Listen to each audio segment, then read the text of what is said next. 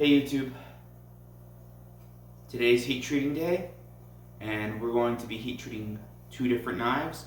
The first out of 52-100 and the second out of D2 tool steel. Stay tuned, have some information I'd like to share just so there's a little bit more knowledge out there about my process.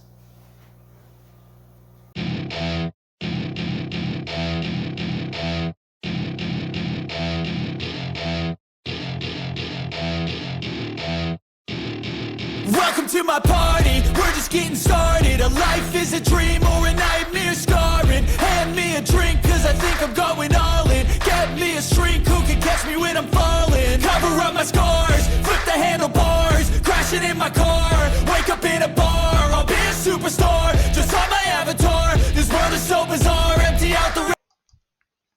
Alrighty, first we're going to true up the right angles of the profile of the knife, and we're going to do this by hand before we move forward.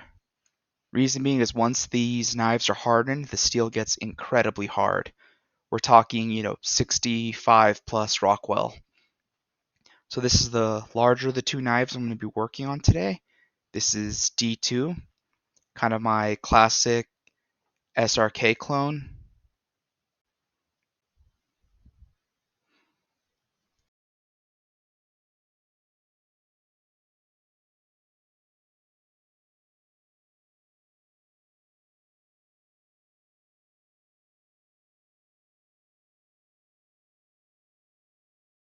And then we're just going to knock the burr off after the initial filing is complete. That way we can get a nice clean seal on the plate quench. Second knife here is my 52-100 kind of belt knife design. Something small, something portable. And check the profile.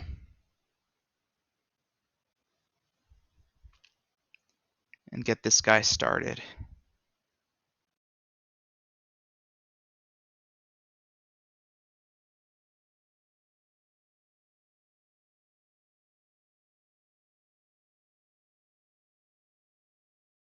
The next part is that 52-100 knife was also a teeny bit warped, so I'm going to put it in my 3-point straightening jig, and we are going to get it nice and straight.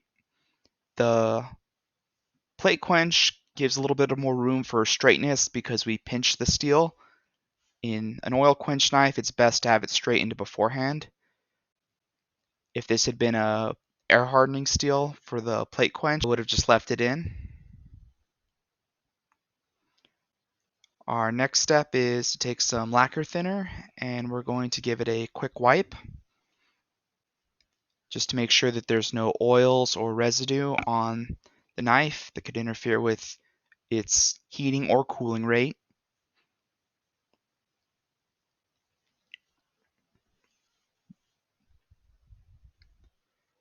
This is probably a little more important for the oil hardening knife, but I have yet to verify that.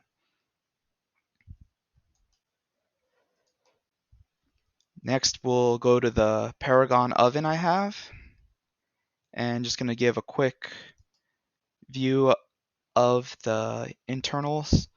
I put this piece of brick near the entrance as well as one in the center to help take up a little bit of volume near the entryway.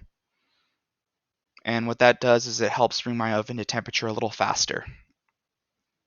Just a simple modification. Go and prep our cooling station for the 52-100 knife. And it's important to get this kind of stuff prepped beforehand because the last thing you want is to hit your quench point and not be able to quench the knife properly. So everything's getting staged before.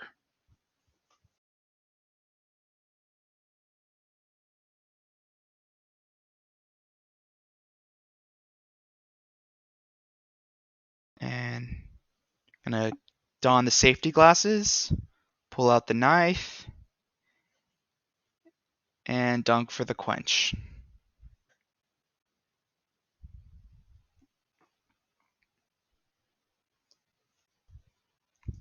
And then the big piece of D2 squeezed between the two aluminum plates on the side of my heat treating cart. Squeezed hard to prevent warping. And now we'll look at the finished product. A little bit of oxidation. Part of the reason I don't use foil packets or anything is I leave my knives oversized and I have no way to get the foil packets off, and I having trouble maintaining straight blades when I tried foil packets. So leaving the knife oversized prevents decarburization as well as helps keep the blade straight. I was having trouble maintaining straight blades when I tried foil packets. So leaving the knife oversized prevents decarburization as well as helps keep the blade straight.